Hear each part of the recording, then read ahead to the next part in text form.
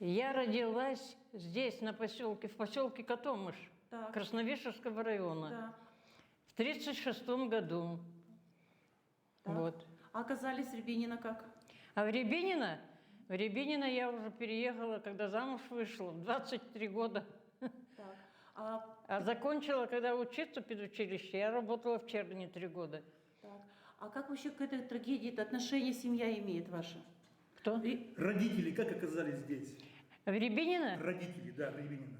Нет, в Рябинино, муж у меня работал в Рябинино, он меня перевез из Черни. Так. Но у вас есть репрессированные в семье, да? Да. Да. Вот они как оказались в такой ситуации, что их репрессировали? Так они репрессированы были, они были как спецпереселенцы, высланы с Украины в 1931 году, когда вот коллективизация шла, когда в колхозы всех определяли. Вот они жили единолично, у них семья большая была, 4 сына, там дочь была 5, и имели свою землю, 2 коровы, 2 лошади, ну, свое хозяйство. Как они с Перми попали на Котомыш, кто на чем их, на лошадях, наверное, их туда перевезли. Там ведь не только были с Украины, там же было, знаете, сколько у нас был интернационал. Там даже и литовцы были, и эстонцы были, и украинцы были. Вот украинцы, а немецкая семья, наверное, наша только одна была там, я вот помню. Ну, наверное, давали какое-то время, потому что там опись шла, имущество, значит, забирали, там увозили, и что-то разрешали с собой вот только такое, так в товарниках въехали, так что они могли с собой взять. И вот когда их признали кулаками, выслали, с собой, что можно было взять на еду, говорит, в корзинке, да какую-то одежду, и куда повезли, никто не знает. А у нас, у мамы и у папы вот была дочь, ей было 8 месяцев, и бабушка-то, мама, оставила ее, говорит, куда ты ее заберешь, ты не знаешь, куда тебя везут.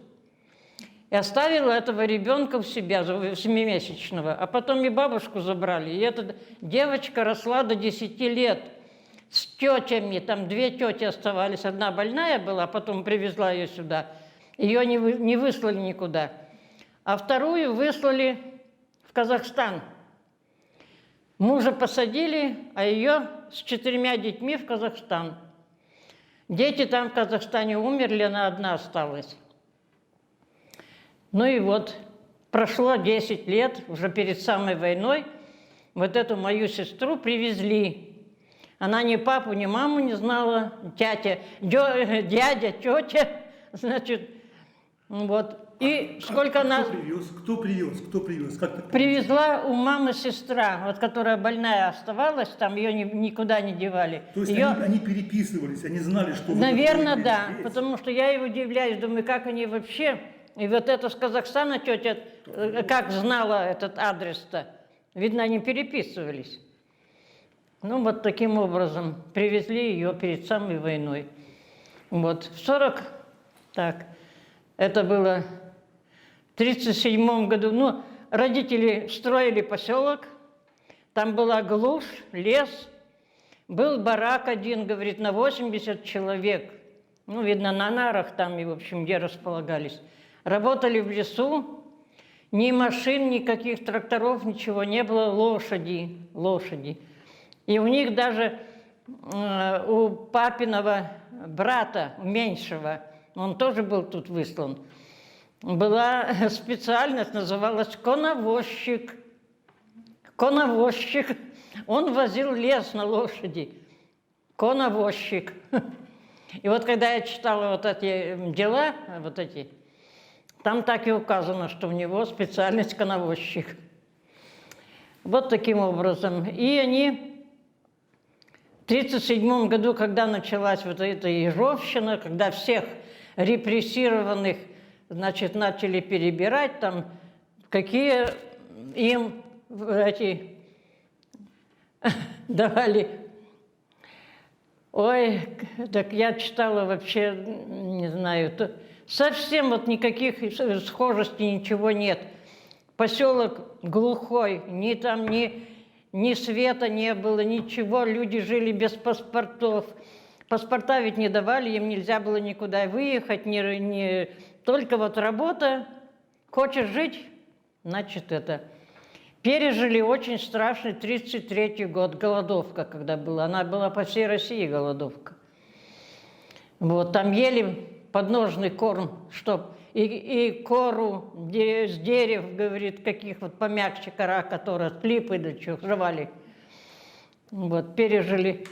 И, ну, папа чуть не скончался тоже в это время. Он где-то на третьей командировке работал, от нас 15 километров. Видно, там заболел, но с голод.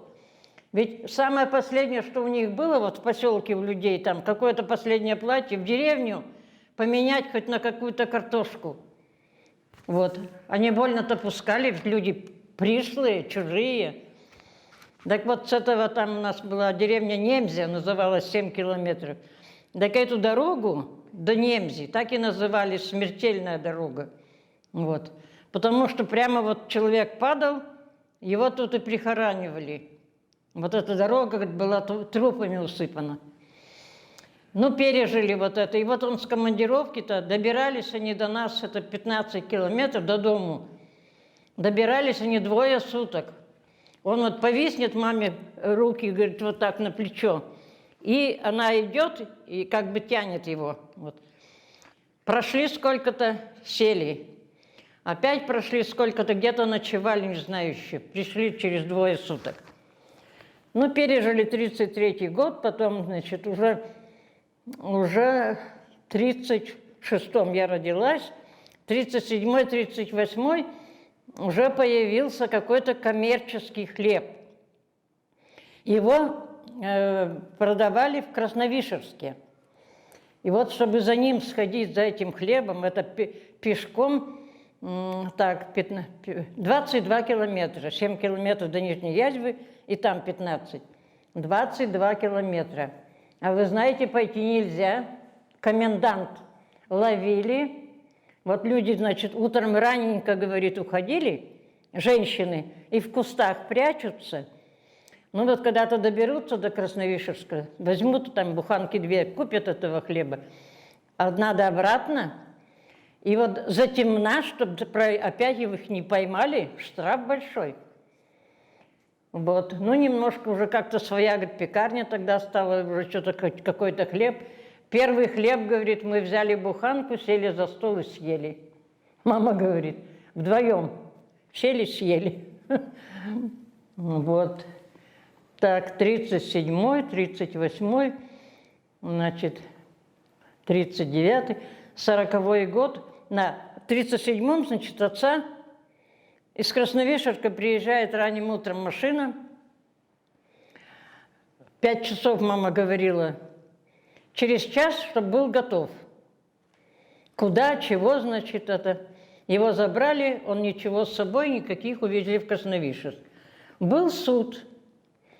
Ему присудили, вот 58-я статья, это самая строгая была статья, 10 лет или расстрел. Вот его обвинили. Ну, мама неправильно, видно, поняла, но они же тоже язык еще не знали, и все. Я когда-то уже повзрослела, уже я в школе училась, я когда-то и спросила еще, так папа-то за что сидел? Она говорит, да рельсы разбирал на железной дороге, которая с Красновишерска на Соликамск. И сейчас нет этой дороги, это был 1937 год. Вот. Посадили его, увезли в Нижний Тагил, это около Свердловска. Он там отсидел 2 года, потом, видно, дело пересматривали, снова свидетели были, даже я вот читала и поняла этих людей, я еще помню на Котомуше. Сидинин, потом был там Буевич, они как свидетели, значит, были допрошены. Они все отрицали, что он никакого отношения не имел к шпионажу, никакого, но он работал, этот, значит, был коновозчиком, брат, лес возил, а этот пила вот такая была, вертикальная. 2 мужика, один опускает, другой поднимает. Вот на этой пиле он все проработал там, пока стройка шла. Вот. Я говорю, язык не знали толком, ничего, никаких, нигде. В Германии у нас вообще, да там написано, что он передавал какие-то сведения в Германию. У нас вообще там никого нет, вообще никого нет. Вот. Они как были переселенцы с Германии, это еще при Екатерине, которые эти украинские земли должны были разрабатывать, были высланы. И там в Германии вообще, там, если есть какие-то прадеды, так я вообще не знаю, в каком колене. И до сих пор люди вот спрашивают, а что ты в Германии, когда вот у нас тут бум был? Поехали в Германию, мной ведь ехали. Я говорю, я там кто потеряла? Чего потеряла? Кто меня там знает или я кого-то знаю? Все равно надо кому-то хотя бы. Это раз. Во-вторых, с языком тоже уже... Я дома разговаривали на немецком, а потом тут школа, тут комсомол, тут пионерия, тут это самое. И пошло и поехало. Если дома соседка придет, по-немецки разговаривает, это Уруц, Саша, мама. Вот они у нас жили за стенкой. Мне надо было вроде ей по-немецки отвечать. А так вообще она плохо русский знала. Вот столько мы и знали немецкий, что вот в школе учили, вот латынь нет.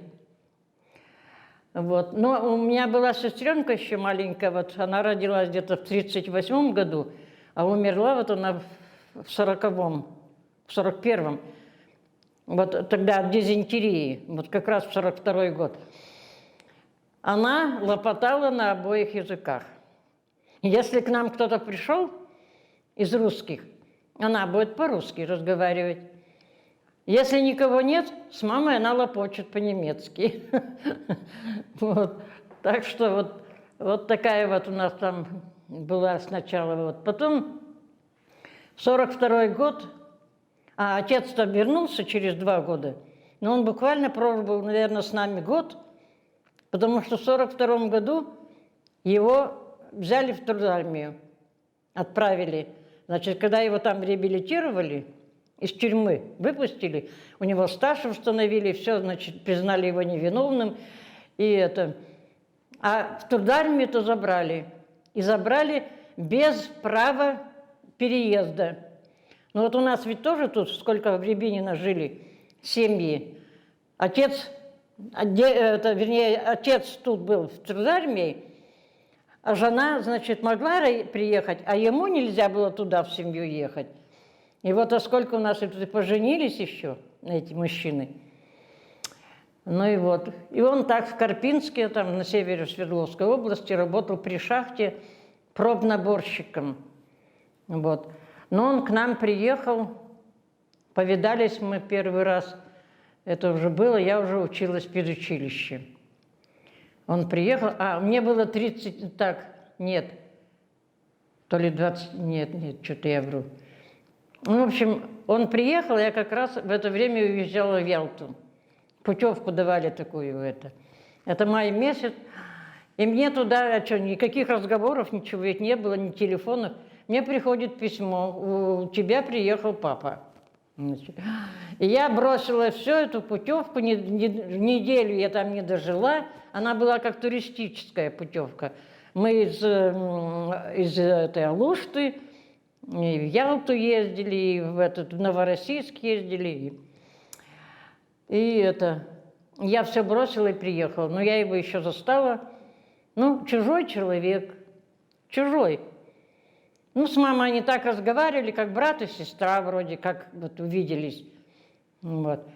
Он вернулся, но он был там женат. Потом, так он прожил ведь там сколько лет. Вот. Жена у него там умерла, он остался один и переехал.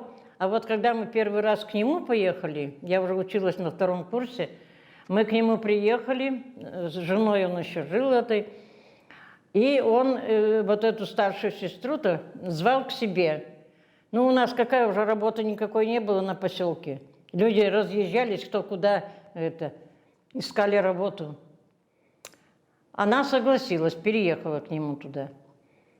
Вот. И вот тогда мы с ним встретились, значит, это было. А потом эта сестра моя У них как бы там стали закрываться разрезы. Это разрезы были тоже в этом, в Карпинске. И их стали переводить в Казахстан, Экибастуз. Она согласилась, она уже замужем там была, и это они переехали. Вот, а он оставался потом один еще в Карпинске. И в конце концов, ну куда деваться одному? Она его позвала с собой опять. Им там и квартиру дали, все в Экибастузе. Там им нравилось. И там, значит, Назарбаев тогда еще уже был этим президентом. Вот. И он к ним переехал. Ну, он у них недолго, наверное, с год пожил. На 91-м году он умер. Там похоронен в Экибастузе. А мама у нас еще оставила нас, не оставила, вернее, когда вот эта меньшая девочка умерла, 3 годика, все, осталась эта больная сестра, которая привезла вот эту старшую. И, значит, и мы двое. И ее забирают туда, в Краснокамск. И она там 3 года проработала в Краснокамске уборщицей в общежитии. Вот. После окончания войны вернулась она в июне месяце, нас застала, мы оставались одни, совершенно вдвоем. За стенкой бабушка живет больная, горбатенькая, со своей дочерью, 3 детей у них было, в одной комнате. А мы как вот в другой комнате, кто-то нам что-то, наверное, давал поесть. Вот. И мы таким вот 3 месяца мы болтались вот до самой осени. Под осень к нам явилась женщина. Мы ее первый раз видим. Не знаю, кто такая. Она представилась, мамина сестра, которая была в Казахстане. А ее оттуда, с Казахстана, переслали в Березники. И они были как вот в тюрьме. Они были как утром на работу, в бараках жили, утром на работу, вечером поверка, и все. Но, видно, они с мамой переписывались. Она знала, что она где-то тут на Урале. Вот. И она в одну прекрасную вечер, значит, надела на себя эти 2 или 3 платья у нее какие там были, и после поверки вечерней ушла. В ночь ушла. Ну, тракт какой-то ей показали, кто-то, видно, что это тракт в сторону Красновишерска там. А еще старая дорога была, не это сейчас. И вот она добиралась до нас вот такими деревнями, лесом, вот где-то спросит что-то, как будто Бог ее ввел, я не знаю. И она явилась, тетя Лида, и все, тетя Лида. У нас этот был начальник участка, он же ведь знал наше положение, что вот мы... Никакой детский дом, никаких опекунов, ничего у нас не было. И он ее принял на работу. У нее фамилия была Окс, немецкая фамилия. Окс – это бык по-немецки. Он ее записал, Быкова, принял на работу. Она тоже без паспорта, без всего, значит. Она работала у нас. Вот она 3 года... Скота кормила, там этих лошадей кормила, там этих быки еще были, вот навоз возили на поля быками. Вот. И вот когда-то летом в 45-м пришла мама, она оставила и переехала, там в Мысе была командировка. Переехала туда, потом она, значит, еще там замуж вышла, и уехали не потом в Ростовскую область. В общем, вот таким образом мы спаслись. Вот такая была у нас. В педучилище на 2-м курсе мне исполнилось 16 лет, и меня взяли под комендатуру. Тогда еще Сталин жив был. Так это было неожиданно. Вы знаете, так было неприятно, я не знаю. Нас училось там на 2 курсах, наверное, девочек 5 вот было, немцев. Значит, в один прекрасный урок заходит человек в военной форме, комендант. Мырзин какой-то был там, приходит и начинает. Шмидт Ирма, Эльвира Пятивок, Шура, Сачко, это была девочка с Красновишерска, армяночка. А армян и этих татар, тогда Сталин же тоже всех повысылал. Вот это Шура Сайко, дальше Полина Келлер, и это перечислил. Каждый месяц до 10 числа приходить на отметку в комендатуру. И не имеете права, это уже был Чердынский район, сначала он было наоборот, потом уже был Чердынь, а потом стал Красновишерский район. Из района в район мы не имеем права без разрешения ехать домой хотя бы. Ну, конечно, мы хитрили, ну что, поедешь, каждый раз пойдешь за это. Мы в колхозе отработали осенью месяц. Надо ехать домой, хоть зимнюю одежду взять. Ну и что, тихонько садимся на попутный, ни автобусов, ничего не было. Вот эти открытые машины, газы или как они назывались. Залезаешь в кузов, сидишь, прижмешься. Доехали до Губдара. Ага, вот сейчас другой район. Но никто никогда не проверял. С Губдара на Нижнюю Язву 15 километров. Проедем опять другой машиной, которая идет из Соликамска на Вишеру. Проехала, все, слезла, 8 километров пешком до Котомыша.